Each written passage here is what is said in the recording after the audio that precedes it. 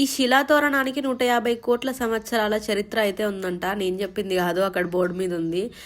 అది చదవంగానే నేనైతే షాక్ అయిపోయినా. ఎందుకు అంటే 150 కోట్ల సంవత్సరాల అని. మీరు ఎక్కడికైనా వెళ్ళినప్పుడు ప్లాస్టిక్ అయితే అస్సలు బయట పడేయకండి. చూడండి పాపం ఉడత పిల్ల తినేస్తుంది దాన్ని. టైం 1 అవుతుంది. తను నిల్చున్నాడు చెప్పులు లేకుండా. ఎండ బీభత్సంగా కొడుతుంది. ఒకే చోట అట్లా కదలకుండా నిల్చోవడం అయితే చాలా కష్టం. తన కష్టానికి ప్రతిఫలం దొరుకుతుందో లేదో నాకు తెలియదు, కానీ నిజంగా దొరకాలనే కోరుకుంటున్నా. దీంట్లో అయితే చేపలు కూడా ఉన్నవి.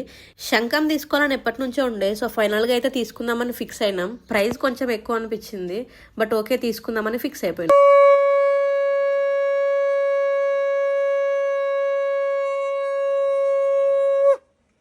శంఖం అయితే తీసుకున్నాం 450 పెట్టేసి. సో ప్రైస్ కొంచెం ఎక్కువ అనిపించింది, కానీ తిరుపతిలో తీసుకున్న గుర్తుంటది కదా అని చెప్పేసి అయితే తీసుకున్నాము. ఇప్పటి వరకైతే 2 ప్లేసెస్ చూసినాం, ఇంకా 4 ఉన్నాయి చూడాల్సినవి. నెక్స్ట్ ఏ ప్లేస్కి వెళ్ళినామో చూడాలంటే సబ్స్క్రైబ్ చేసుకోండి.